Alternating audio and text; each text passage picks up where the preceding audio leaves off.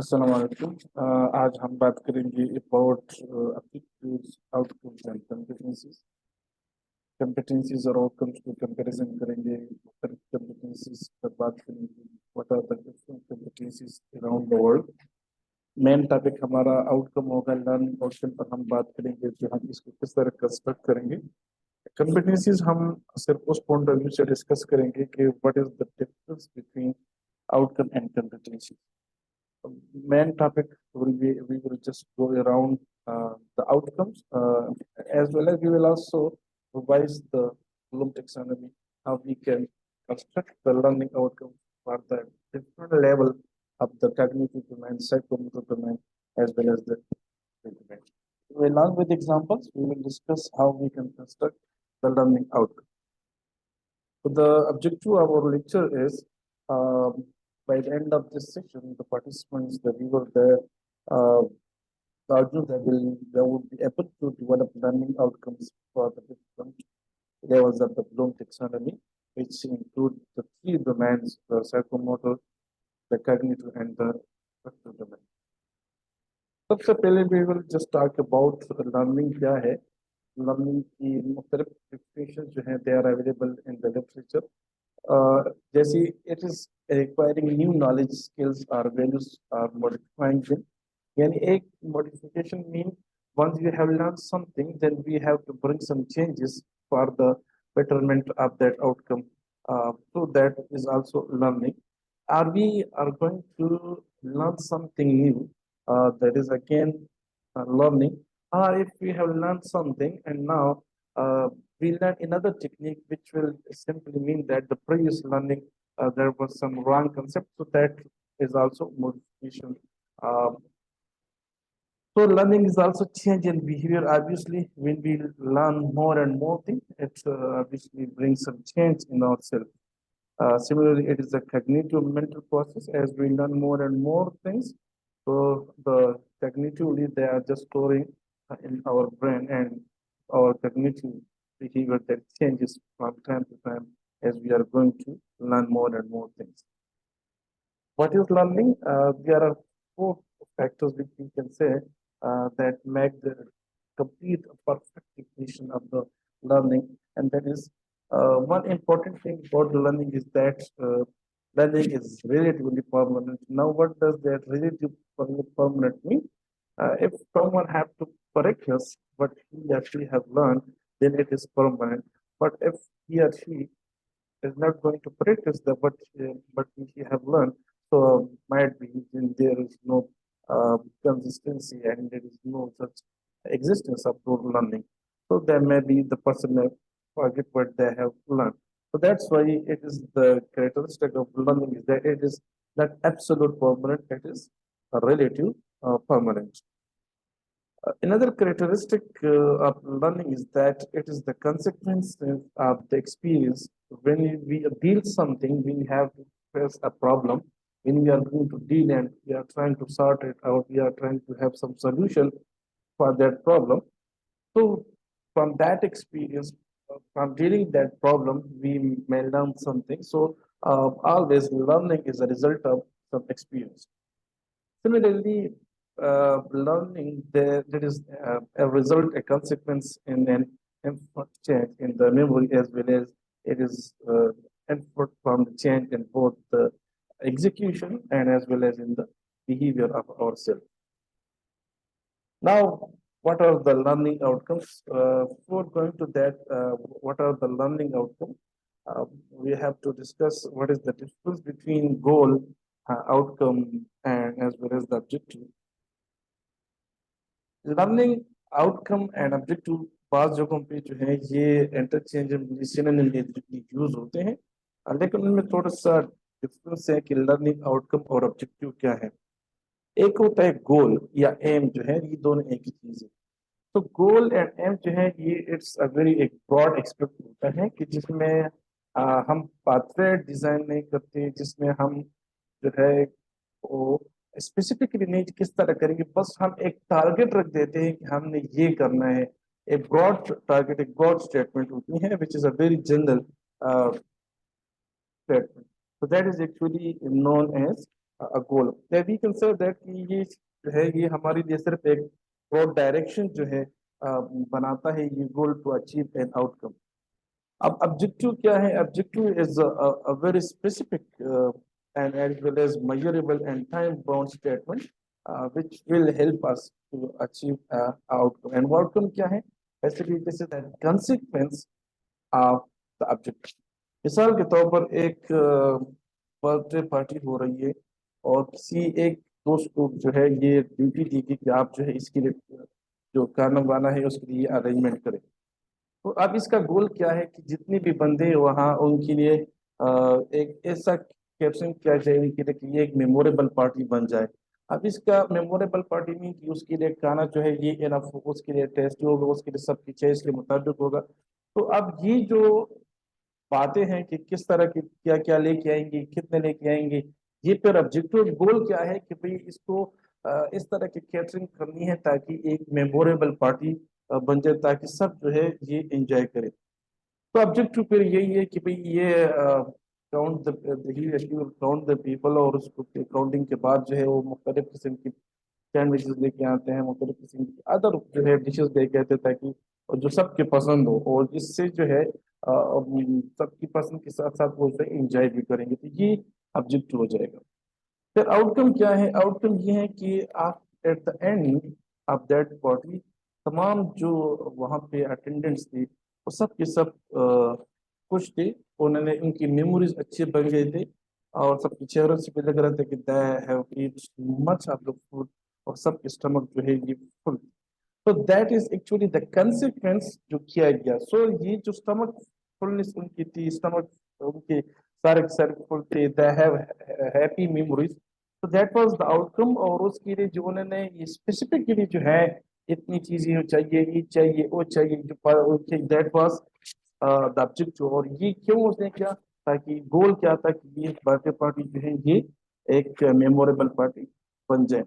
इसी तरह हम एजुकेशन में भी ये कर सकते हैं कि अ, हम जो है ऑब्जेक्टिव क्या है कि हम एक्सपेक्ट करते हैं कि हमारे स्टूडेंट इस लर्निंग सिचुएशन के एंड में इनको ये चीजें जो है ये आनी चाहिए। दिस इज आवर ऑब्जेक्टिव, यानी it's a prediction. It is हम स्टार्ट में जो है इनकी कि भी ये जो है हम एक्सपेक्ट करते हैं। We have and in our mind, this is equally objective. Outcome क्या है? आउटकम ये है कि जब सिचुएशन जो है एक एंड को पहुंच जाती है और फिर हम असेस करते हैं कि आया जो हम एक्सपेक्टेशन हमारी थी क्या वो हमारे हासिल हो चुकी है कि नहीं। तो दिन जो है वो उसमें उस एक्सपेक्टेशन उस कॉन्सिक्वेंस जो है उसको हम कहते हैं outcome.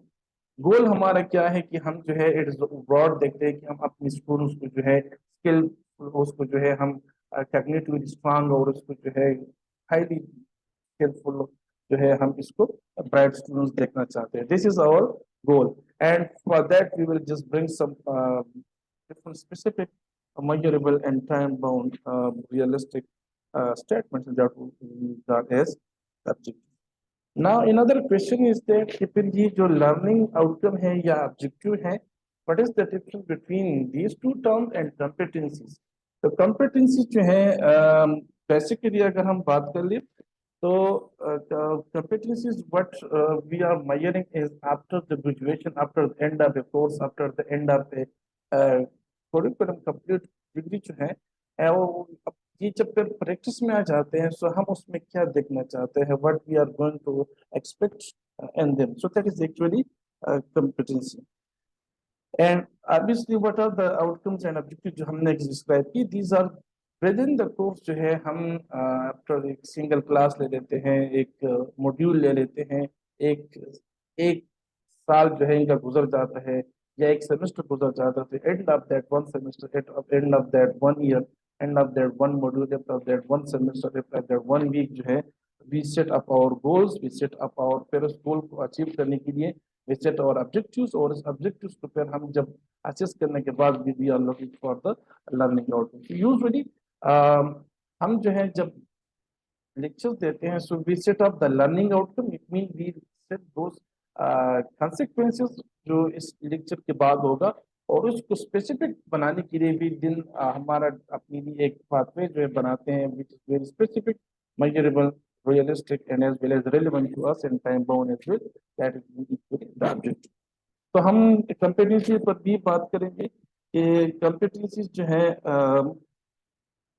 that indicate what the person should know at the end of a program or the end of a module, while the objectives they indicate what the person should know at the end of a specific learning situation. मुख्तलिफ जो है इसकी elaborations आ गई है in the literature for the learning outcomes. Some of them are being stated here. Learning outcomes are statements of what a learner is expected to know, understand, or to able to demonstrate after completion of the process of learning. And that process may be a single class, there may be a module, that may be a week, that may be a semester.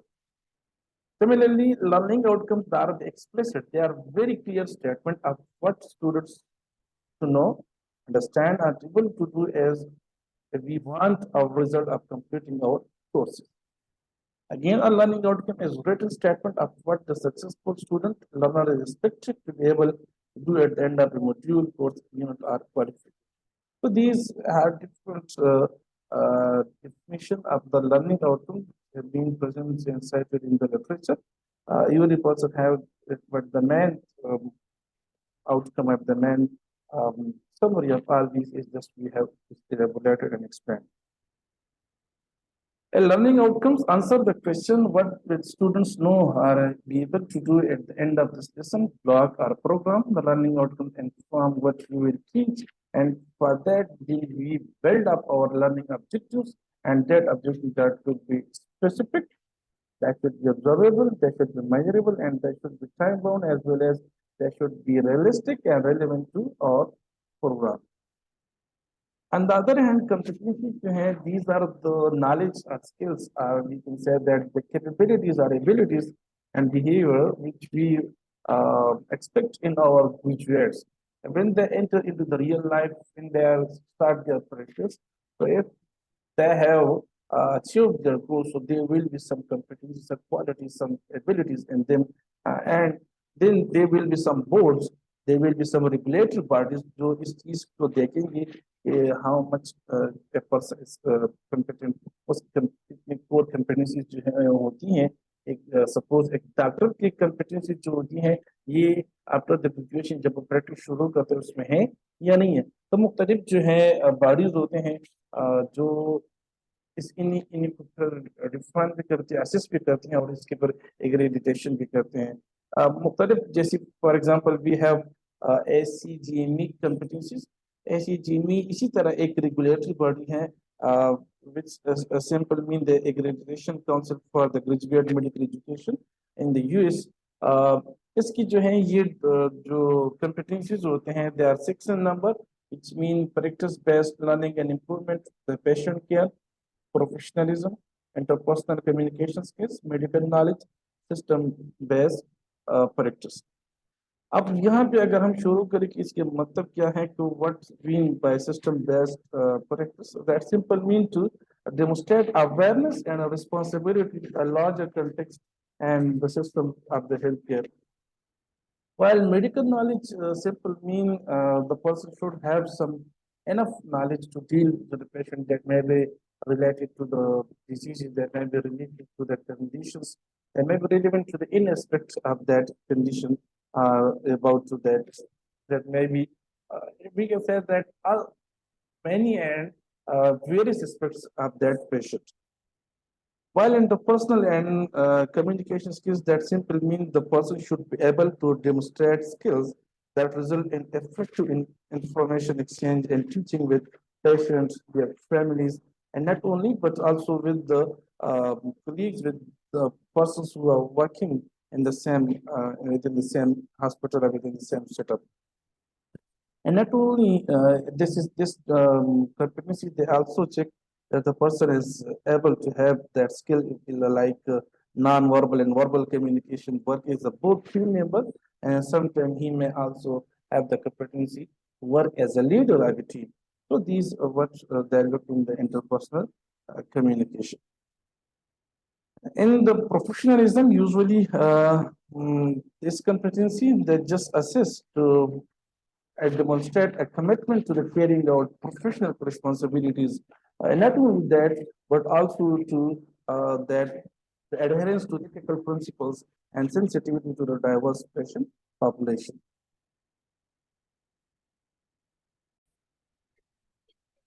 The next competency, according to the ACGME, is the patient care, which simply means the person should have the competency to provide care that is compassionate and appropriate, and not only about that, but the person is also have the competency, also have the ability to provide that effective treatment for health problems, and he also have to the competency to promote the health.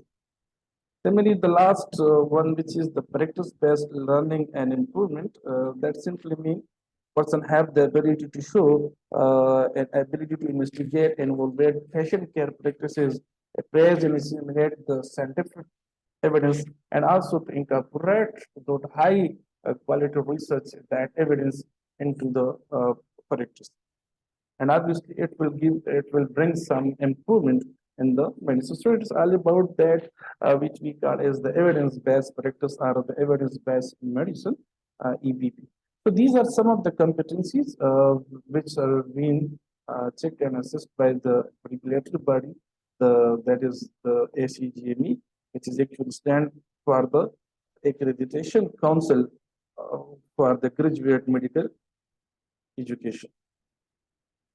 There are some other competencies as well in the world, which is one of them is the CANMED, and CANMED just it is the abbreviation. Let's mean the Canadian Medical Education Directives for the specialist. It will also have six competencies, and these competencies they are somehow they are relevant and almost equal to the previous ACDE competencies. That is the communicator, which is equally the communications interpersonal skill communicator. He must have that communication skills, what we discussed in the previous slide. Collaborator, that means that he have the ability to work as a team member. The leader, it means he has the ability to lead the team and to lead that health care team. Health educate, which means he have the capacity to promote the health, and scholar, obviously, which we could discuss in the previous as the evidence-based practice. He have the ability to have the knowledge of research, and he has the ability to incorporate the high quality evidence supported treatment to the patient. And obviously, when all these competencies they are present, there should be the person should be have a professional behavior. He should have to the ethical concerns of that, and he should avoid the unethical concerns of towards the patient. So these are the general competencies which if we listed them, so they are the knowledge-based applied clinical skills, the professionalism, the personal grooming with leadership qualities, the community health as a promoter. And these are the different regulatory bodies which have their own competencies. Like we have the ACGME and CANMET we discussed previously. It is the WHO and the GMC, General Medical Council, the Scottish doctor, which the person is known as the three-star doctor, because it have the three competencies only, what the doctor is able to do, how the doctor approach their practice, and the doctor is a professional. तो ये जो है almost this all these three they have been common to various regulatory bodies except the WHO, which having um, the care provider manager and others. These are the PMDC, Pakistan Medical and Dental Council. Like the other, we have the ACGME and the CANMEDS in the GMC and it's in Pakistan. So these are the general competencies, and usually these competencies they are assessed, they are checked, and they are accredited after the graduation when they start their practice. And that's why they are quite different from the student. So as we are dealing to our students, we are discussing the medical education. So and mostly we are involved in the undergraduate program. तो most यहाँ पे जो है हम बात करेंगे सिर्फ और सिर्फ अंडर ग्रेजुएट के लिए दैट्स वाई हम एजुकेशन पर बात करें तो हम ऑब्जेक्टिव्स और आउटकम्स की बात करेंगे. This is a three-circle model for the classification of the learning outcomes. we will just follow the model of the Bloom taxonomy. That's why we will just skip that model and we will just go towards the three models domains, which are the knowledge, psychomotor domain, as well as the attitude or affective domain. So the objectives that will be based on various level of the different domains, and as we go higher in the various domains, the level of difficulty that will obviously increase. So if we are going to construct the cognitive learning objectives, uh, we have to the students' execution and performance that will involve simply their knowledge, or we can say their remembrance, the comprehension, understanding of what they know, application, they will apply their knowledge and their understanding to sort out a problem. Analysis, which simply mean they will have to break down what the complete process into the various components, and then the students will be able to study each one, and they will compare with each other. They will justify that which one is better, which one is less better, which one is more better, which one is less costly, which one is have better outcome, which one is have is valuable for the patient. So then this is actually known as the analysis. It's simply the breakdown and that in depth insight of those various components of the say of both process. Synthesis, which actually in the new version of the Bloom the cognitive domain, this is the last sub level of the cognitive domain, while in the original previous, which was published in 1956, which we got as the old version, this was the second last, and then evaluation. Nowadays, evaluation is in the second last, and synthesis and creation, this is in the last. The psychomotor domain, when we are going to construct learning objective for the psychomotor domain or the learning outcome for the psychomotor domain. So in this, the student performance there involves using and coordinating skeletal muscles. And actually this make it different from the cognitive domain in which they are just thinking and use of the brain. And here it is the use and coordinating skeletal muscle, including the vision, hearing, speech, and all other things. Similarly, the person should have some attitude, the person should have some manners as well while the execution of all these skills and procedures, and process those skills, process those we need those manners and beliefs and rules and regulations in our students, and assessment of these attitude and beliefs, emotions, and the rule expectation if they are assessed in the domain which is known as the um, structure domain, in which we just check the attitude of our students.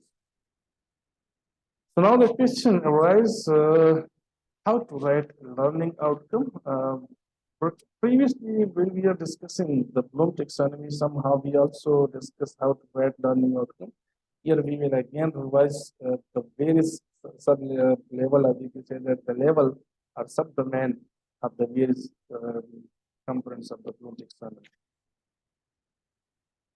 As we have discussed, the cognitive domain, they have been divided into six levels, the subdomains, and each level is recorded as the C1, C2, up to the C6. This is just a comparison of the two, the old and new version. The old version, which was published in 1956, and mostly the name of these levels they are in the nouns, while in the new version they have been shifted to the verb form. Like we have knowledge, it is being shifted to remembering, comprehension to understanding, application to applying, analyzing to analyzing, and then these two have been exchanged. Synthesis have been shifted to the top, and the last while evaluation has been shifted to the second last, and they also both have changed from the noun form into the that verb form. That was in the after 2000, and this is now known as the new version. And all we will discuss this new version, and we should use this new version for the construction of the learning outcomes. So these are the six sub domains or the levels of the cognitive domain according to the new version. These are the comprehension implication. These are those noun form of the old version. But as we discussed that, we will just follow the new one. So taking the example of that meningitis, we will just um, construct the learning outcome and the learning objective for each level of this cognitive domain. So suppose we have that meningitis example in children. So what will be the C1? That will be like a very clear and very simple question, which will mean that unless the organism causing the meningitis in children, so they have just named those pathogens, microorganism, that is the fungi, suppose this is the bacteria, this is the virus. So name those organisms which are causing the meningitis in children specifically. So just name them. That would be the C1. C2 will be a little bit elaboration of how these pathogens, how these organisms they cause the disease. What is the mechanism of their cause? So that will be uh, and we may have be very specific. जैसे हमने पहले कहा कि it should be very specific. So these pathophysiology should be described for each one. It means what is the pathophysiology of the bacterial meningitis? What is the pathophysiology and pathomechanism of the that viral meningitis in children? So it means they have to be very specific to describe the pathophysiology of each type of meningitis in children. So that is a little bit elaboration of the previous one that was just listing, and this is just the explanation of that mechanism, how that cause the meningitis in children. So that will be the C2. Now there will be much more difficulty, and that would be just using these methodology and other basic knowledge, simple, clear, crystal knowledge for the have some solution for the problem. And the problem is that obviously we have to diagnose the meningitis, that which type of meningitis is that. So we have the reports of the cerebrospinal fluid and analysis हो चुकी है. So the person should be able to have that interpretation of the report of that CSF of the children having the meningitis. And then we had discussed previously that what is happening in analyzing. So there is breakdown of the whole process into a component. Each component is then studied in depth, and then it is compared with the another one, and another one. उस comparison में फिर जो है ये justification आ जाती है कि which one is more better, which one is less costly, which one is have the benefit, which has more benefits, which advantage can. So ये जो comparison है, this is when they just analyze each and every one. They analyze the radiographic and clinical findings to reach the diagnosis. So here the person will be able to reach the benefits, the pros and cons of the of that CT scan, suppose of that MRI or other radiographic findings. Evaluating will be in case we have a child and that is not only having the meningitis of the child, but the person may have some another comorbidity as well. Specifically, suppose, for example, the person is a special child, person is having some type of cerebral palsy, and then that cerebral palsy patient, the child has meningitis as well. So the persons will just evaluate the persons that how we can deal with that, because this case is now different from the routine meningitis case. So establish the diagnosis of the different types of meningitis in child and how we can now diagnose this specific case. And then the person will be able to have a protocol, have a procedure for this new case, and that will be created. Mostly when we are dealing our undergraduate students, so we are dealing mostly with the, we are dealing in the start years, the basic sciences. So our objectives, they are mostly at this level, C1, C2, C3, and C4. But when the students, they are in their final years and when they are studying in their last, so they may have also have this as well. but creating that might be not present here, but very rarely present, as we are not going to expect that high level of thinking, that high level of decision from the tools, but still have incomplete degree, they still they don't have degree yet. So that was simply elaboration of the different levels of the Bloom taxonomy, remembering, understanding, applying, analyzing, evaluating, creating. Just taking the example of the that meningitis in the child. Now the second is the psychomotor skill, the psychomotor domain, which actually involves the skeletal muscle as well as the other the sense, the vision, the hearing, and the touch. And these psychomotor domain they involve, we are assessing the laboratory skills as well as the clinical skills. Somehow we can also have two assessment of the presentation skills in our student as well. In laboratory skills, there may be assessment of the patient, the range of instrumentation specified in the machine safely and efficiently in the laboratory. Similarly, in the clinical skills, the schools will be able to execute the physical examination for the subjective examination and the objective examination of patient in the outpatient setting. They will also perform the extraction under supervision. And we are not expecting they should practice in real when they are student, they should practice in under supervision, and that supervision may be direct supervision, that may be the indirect supervision. But mostly they will work in a controlled environment. They will work in a cool or in a inside environment which is not a real life environment. So the domains of the psychomotor domain, the levels of the psychomotor domain have been summarized into these four sub-levels, subdomain are levels. That is the observation, which we got as the P1. P mean the psychomotor domain, just like in the C1 and C2 mean the C mean cognitive. So the P1, which is observation, the P2 is the direct supervision, P3 means indirect supervision, and the P4, which is the without supervision. So usually we are expecting our learning outcomes to be in that level, it's the P3, and as we are expecting that he may practice well, but under the supervision. So that is the and when they graduated and when they have that um, degree and complete the degree has been completed, then they work independently and they don't need any supervision. They are then expert in their practice. So then we are as the which is without the supervision.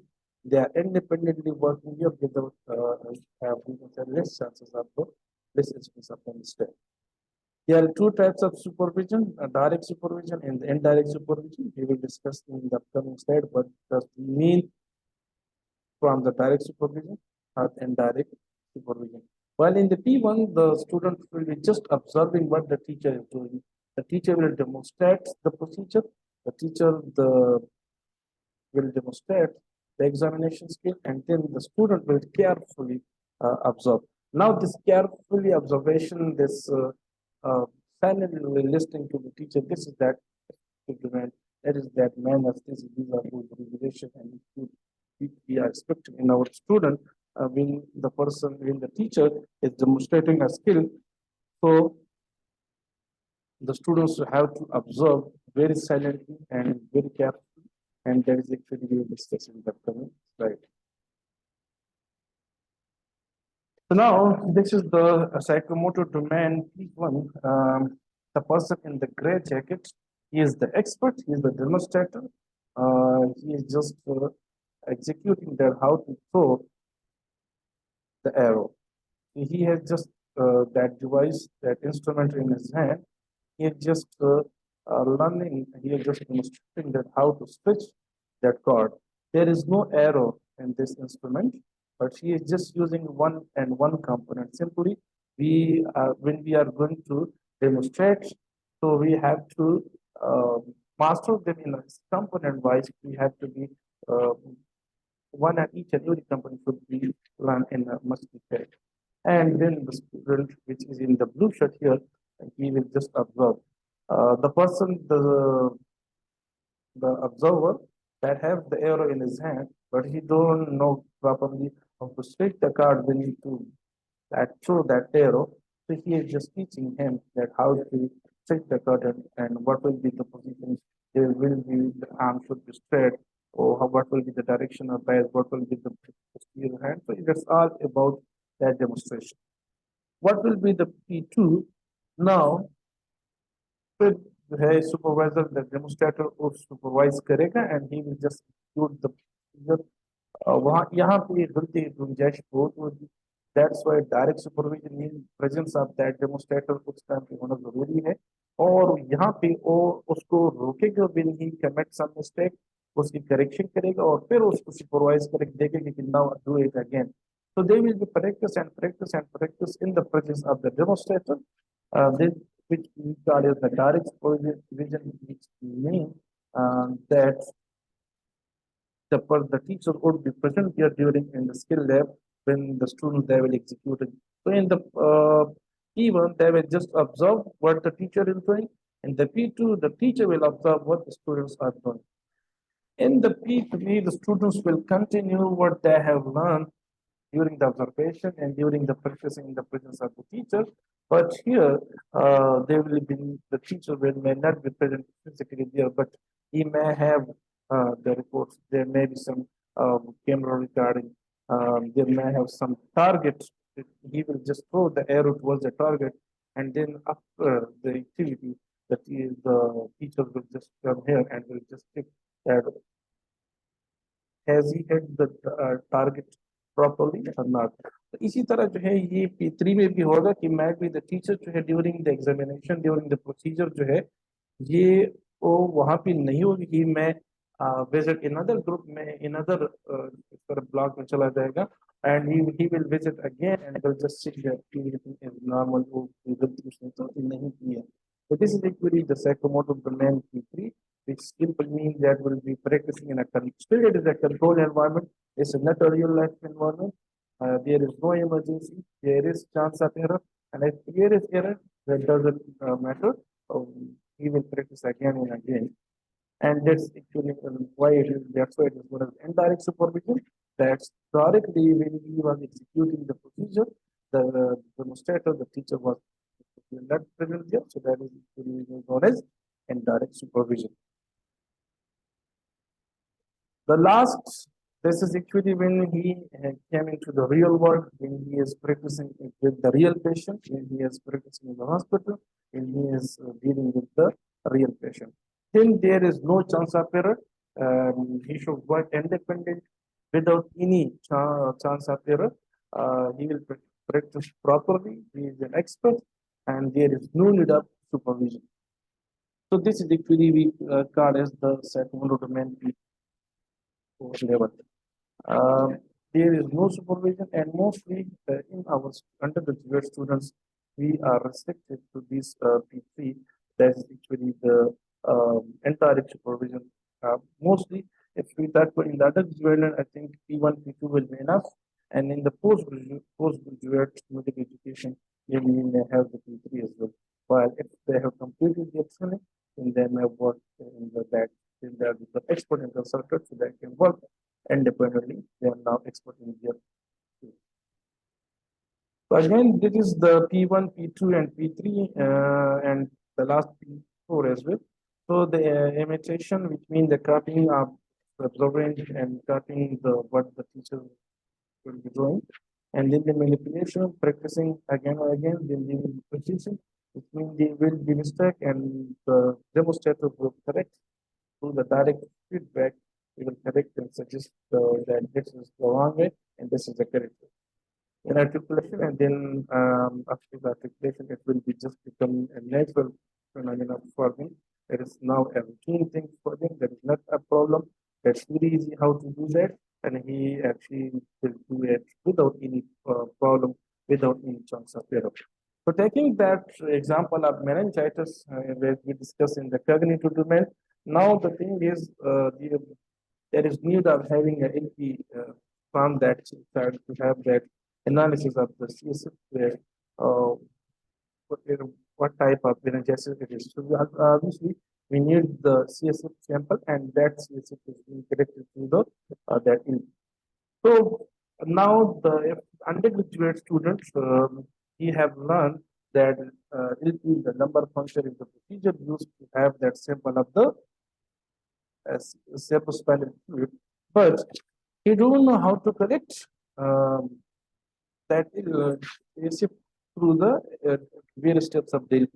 So he will just observe. The demonstrator will teach him the various steps, and for that, obviously, the cognitive strength should be there. The person should have the proper anatomy.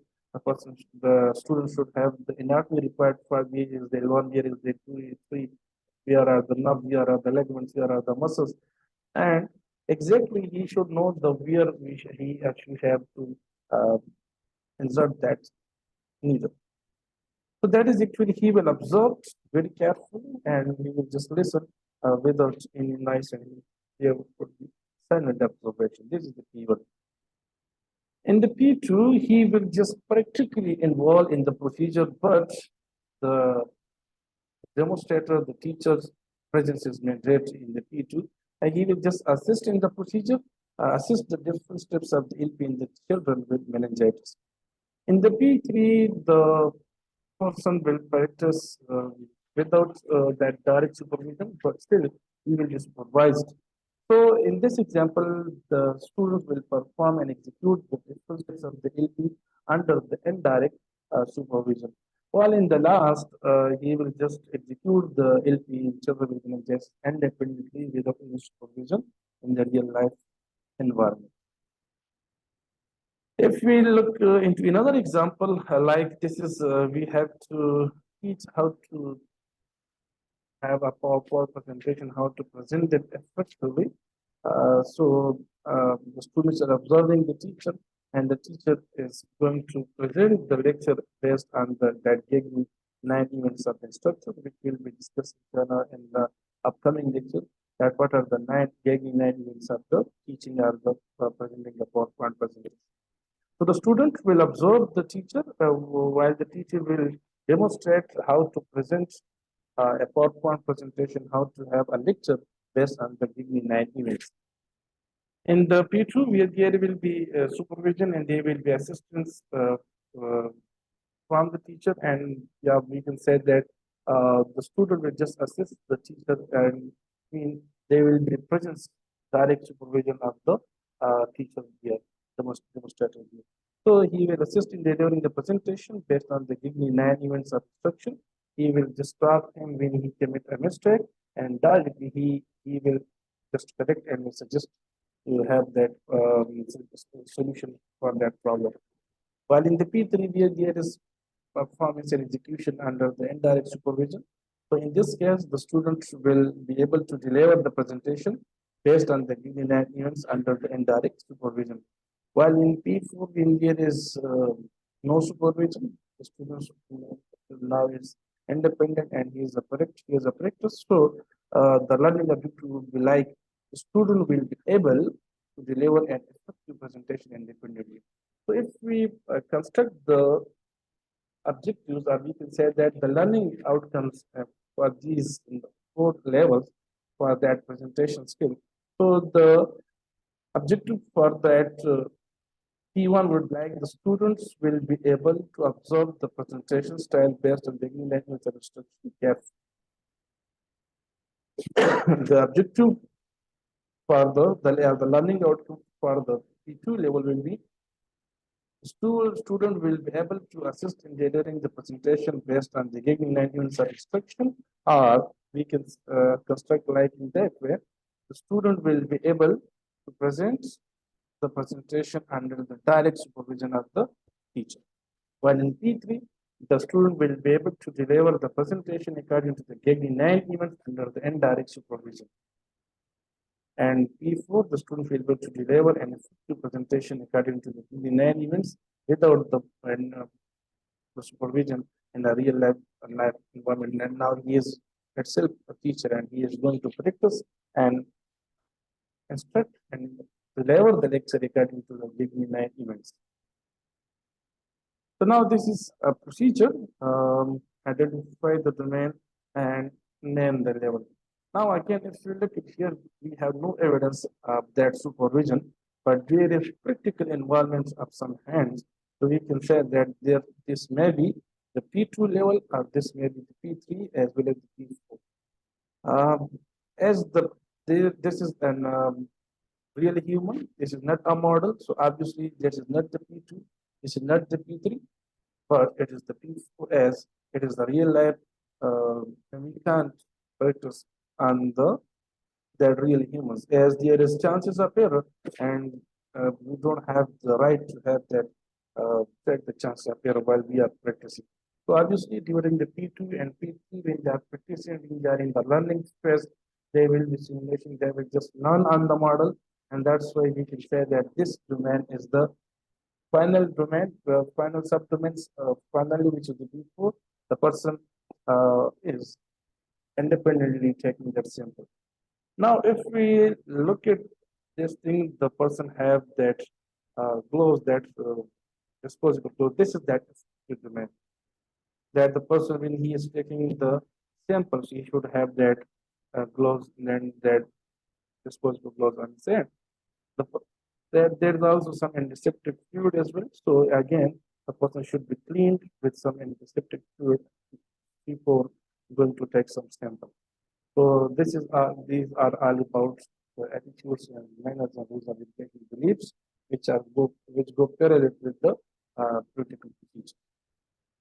Here is another picture, and here we again it is a political, but we can see here there in the picture this is not a real patient. This is just a model, a simulator. We can say that he is practicing.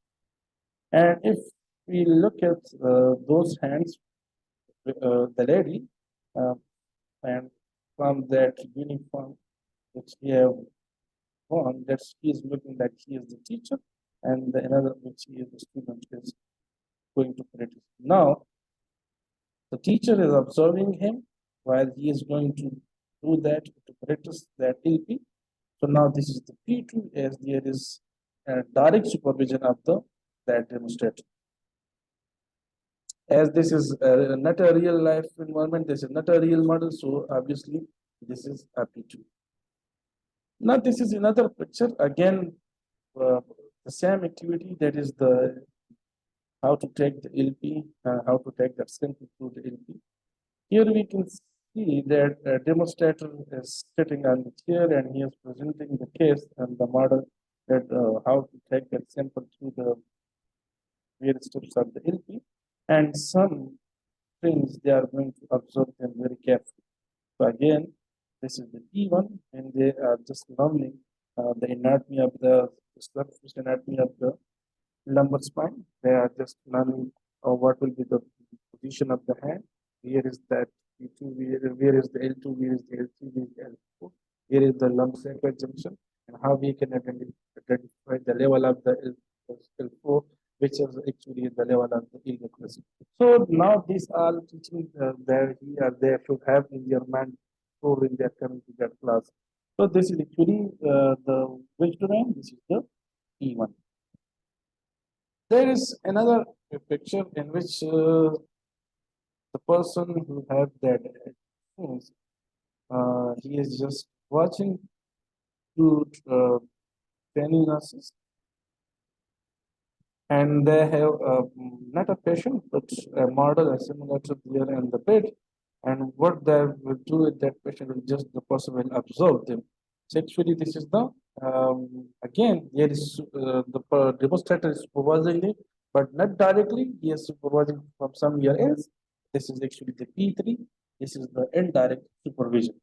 As they are not a real life environment, they have been supervised. The students they are practically involved in the procedures, and they are not supervised directly. Physically, the presenter is the demonstrator, the teacher is not there, so it is the P3. So that was all about the psychomotor domain, which we discussed that there are four levels of the psychomotor domain. The P1, which is observation, P2, which is the critical involvement of the student, but the direct, the physical attendance of the demonstrator is most, and this is there will be direct supervision. While P3, again, this is the critical involvement of the student, but they will indirect supervision and they will be supervised indirect. In the P4, when there will be no supervision. One thing to remember when we are going from that higher level to higher level, the chance that will be reduced. Now, what is the another domain which is very important? That is now, if we look at this example, this picture, as we discussed, that wearing those disposable clothes, they are not the strip, a strip for the LP, but this is actually important as if you look at the patient values and the patient view. Uh, this is just very important. So this behavior, this attitude is actually known as the affective domain. So all the five levels are the subdomain of the affective domain, which we call as the receiving, responding, veiling, organization, and characterization. They have been summarized in three. We will discuss them in the next session. That what we mean by the A1, A2, and A3, which is cut into the CPC criteria. We have the three subdomain of the affective domain. Thank you so much for all of